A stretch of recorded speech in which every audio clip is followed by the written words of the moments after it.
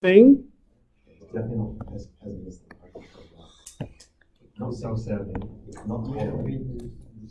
What should this one look like?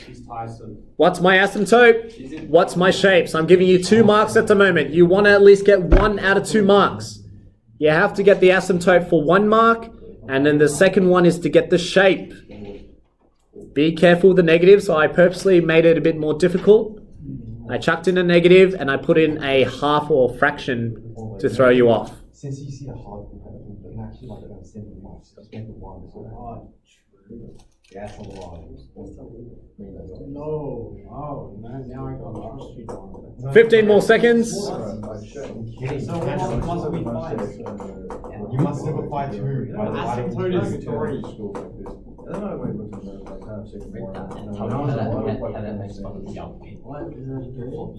All right, time's up. Here we go. Asymptote is at... Correct. 3. Very good, Ollie. Y equals 3. How do I know? Again, it's a plus 3 over here. So your asymptote, that means it moves the graph up by 3. Be careful, the shape of the graph is not like this, because I sneakily snuck in a negative in front of the x. So that is now a reflection, but not a reflection on the function, it's reflection on the x values. So anything that was positive now becomes negative. Anything that was negative now becomes positive. That's why it feels like it's a flip over the y-axis. So this is what your shape of the graph should look like. Notice I didn't really care about the half. Why didn't I care about the half? Correct, because the stretch, that half is just a compression vertically or vertically compression or stretch, but no one knows. No one knows what this kind of stretch is. Is that a number 2, number 3? I don't know. See, if I jump back to my graph over here, we can't tell what kind of dilation factor there is. Whether I increase the the B value, you don't know. Overall, if I zoom out, no one knows what kind of shape that is. Just draw your exponential graph perfectly. That's it. So as long as you've got your asymptotes correct, doesn't matter about how thin or how wide. The only time this matters is when they ask you to draw 2 exponential graphs on the same axis. Then there's a comparison. It does matter which one's a larger value or which one's a smaller value. But otherwise, if you're just sketching the one graph, who cares? I don't need to know what that one looks like. I just need to know what the shape of the graph is, what the asymptote is. That's all I'm looking for. Okay? So from this graph, no x-intercepts, and there should only be a y-intercept. Okay?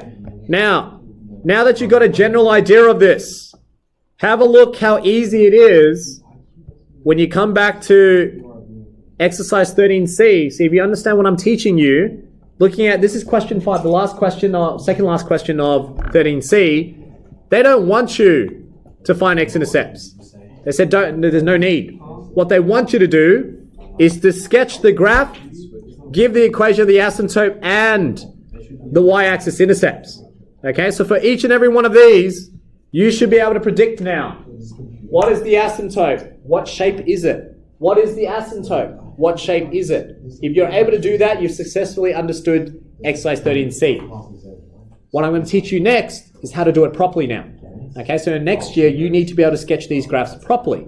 So you need to be able to picture what the graph looks like, you need the x-intercept, and you need a y-intercept. So these are the examples I want you to do. So here we go, copy this example down. This is the first one. I've given you an easy one.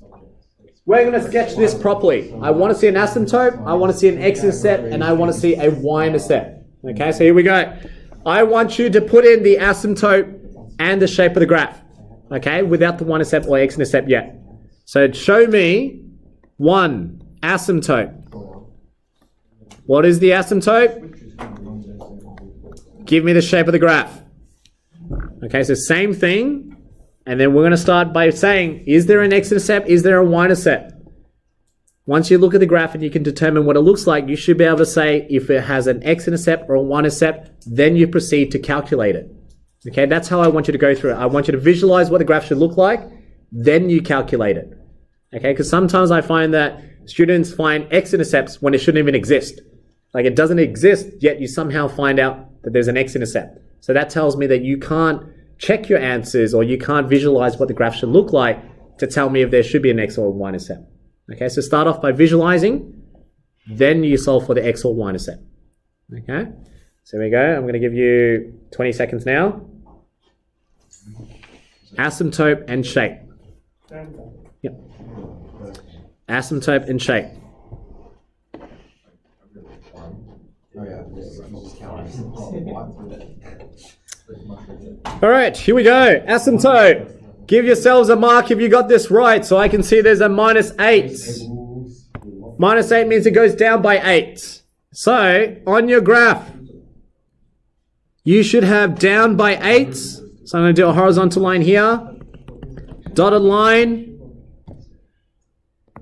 Y equals -8. Give yourselves 1 mark if you got that. Second mark. What type of shape is it? There are no negatives. So the shape should just be a nice exponential graph. So you should expect something like that. Now what's wrong? I don't know what my x and y intercepts are. So here, clearly, there should be a y and there should be an x intercept. So you have to calculate both. Easiest one to do, find the y intercept first. Okay, so here we go. Let's find out our y intercept. How do you find the y intercept again? What do you have to do? Very good. X equals 0. So here's my equation. Y equals 2 to the power of 0 minus 8. 1 minus 8, like you said, -7. So that means my y-intercept here is wrong. I wrote -5. It can't be. It has to be -7. So clearly, it's down here. This is where 0, -7 should be. Now I need my next one.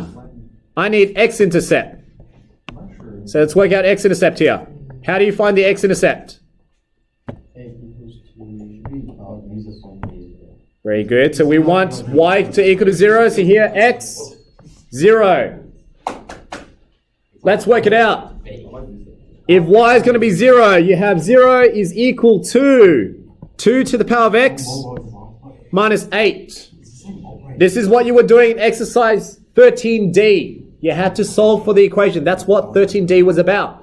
So let's solve it now. I'm going to give you, let's give it another 30 seconds. You should be able to solve this. 2 to the power of x minus 8 equals 0. How would I rearrange this equation to solve using 13D? Because if you can solve it, then you will know what the x-intercept is and you get a perfect graph. Okay, so you've got asymptote for 1 mark. You need second mark for axis intercepts, and the third mark is shape. That's your 3 marks that you always want to get. Okay, so you've got a general idea of the shape, but get the y and x intercepts correct.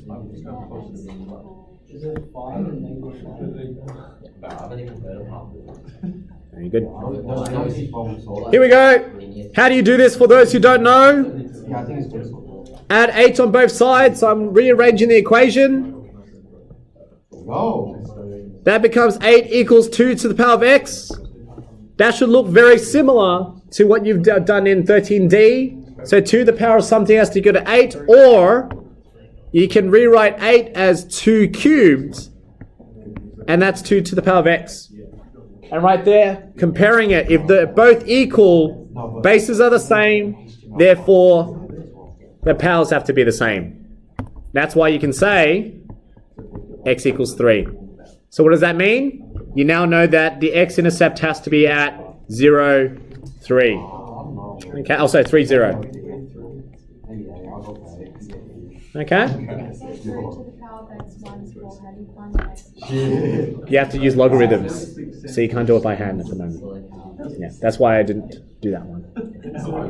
But good question. You can only write it, if you were to do an exact value, you'd have to write it as a logarithmic equation. It would be, so what was the equation again?